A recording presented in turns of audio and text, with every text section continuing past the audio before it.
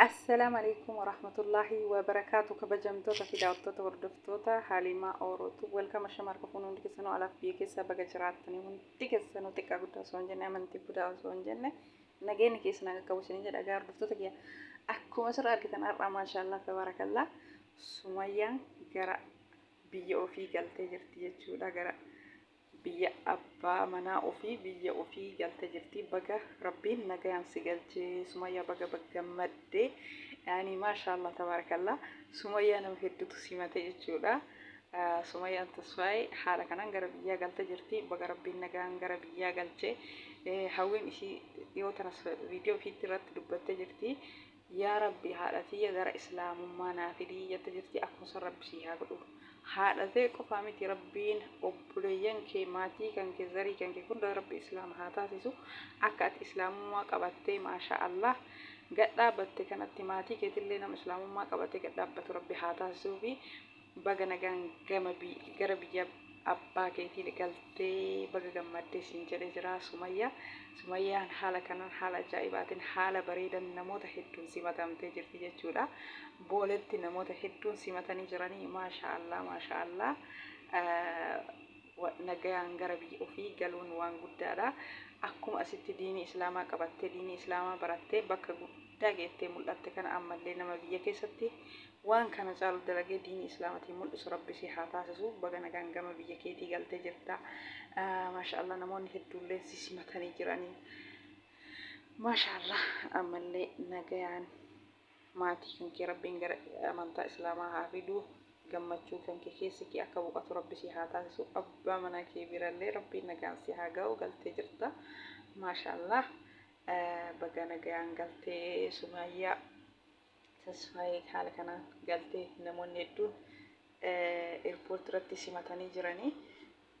Maashaa Allah tabarakallah isitti haa tolu.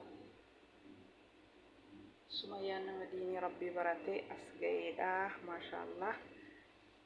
Islaamummaa akka ajaa'ibaatti qabattee bareechitee jirti maashaa Allah baga nagaan gara biyya keetii galte Sumayyaa baga gammaddee biyya keenya roobatu jira gizeen gannaadha amma yeroon ammaa kuni roobni akka malee jira ni beeksisaa jechuudha. Maashaa Allah namoonni baay'een simatanii jiranii ustaazotiin hedduu simatanii jiranii jechuudha Sumayyaa. Haala kanaan Sumayyaan gama biyyaatitti boolee eerpoortii keessatti namoota hedduun simatanii jiranii. Waaw Sumee baga gammaddee baga nagayaan galtee jenna. Sumayyaan tasfaayee haala kanaan galtee eerpoortii Itoophiyaa Addis Ababaa geettee jirti.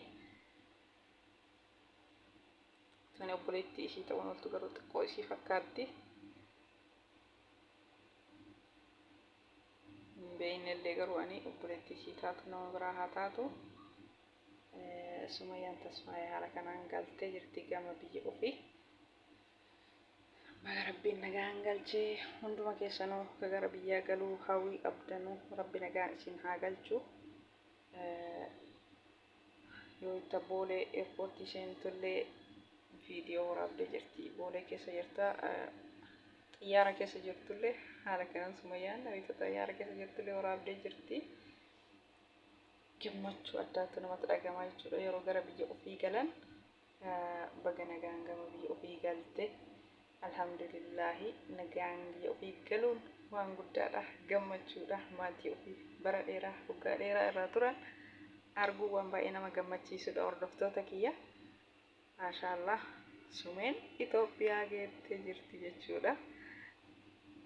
Rabbi muraada ishii haa guutuu fi akkuma asitti diinii rabbi jabaattee baratte kana biyyattillee nama jabaatee ammallee bakka guddaa ga'u rabbi ishii haa taasisu. Kana fakkaata viidiyoon Sumayyaa wayita eerpoortii Itoophiyaa Addis Ababaatti mootuu namoota hedduun simatamte baga rabbiin nagayaan galchee namoota hedduun kun akkuma asirraa argitan kana ustaazni hedduun namoonni hedduun simatanii jiranii. Sumeen ka dura Dubaayin jirtu Itoophiyaan baatee jirti. Waaw waaw waaw maashaa Allah. Waaw biyya ofii yoo galan akkanatti nama gammachiisa. Inshaa Allah Rabbi nama hundaa nagaan gara biyyaa haa galchu. Min hiriyoota ishii yeroo isin deemtu geeggeessuudhaan fakkaate. Akkasii hordoftoota kiyyaa. Isinillee warra galuuf yeroo dhiyootti qophii qabdan Rabbi nagaan isin haa galchu. Ka ganaa dalagattanii galuuf yaaddanillee Rabbi muraada isinii haa guutu. Namni hundi isaatu muraada guuttate osoo biyya namaa keessaa galeedha hawwiin isaa jechuudha. Inshaa Allah teessanillee Rabbiin ittiin isin haa ga'u. Maashaa Allah tabaarakallah. Viidiyoon Sumayyaa har'aa kana fakkaataa hordoftoota kiyyaa. Egaa viidiyoo Sumayyaan gama biyya abbaa ofii galteetiin jirti hordoftoota kiyyaa. Viidiyoo kiyyaa hanga ammaa jalqabarra hanga xumuraa hanga ammaa na hordoftan galatoomaa. Maatii naaf taatanii na jajjabeessitan galatooma. Warroonni haaraa taatan immoo maatii naaf ta'a isiniin jedha hordoftoota kiyya. Egaa haga viidiyoo biraatii walitti deebinutti nagayaan naaf tura. Viidiyoon kiyya isinitti tole maatii naaf ta'a laayikii gochuun dagatinaa hordoftoota kiyya. Bye bye isiniin jedha. Viidiyoon Sumee na gammachiisee nam viidiyoo irra dalage hanga viidiyoo biraa waldachaanutti nagaan naaf tura.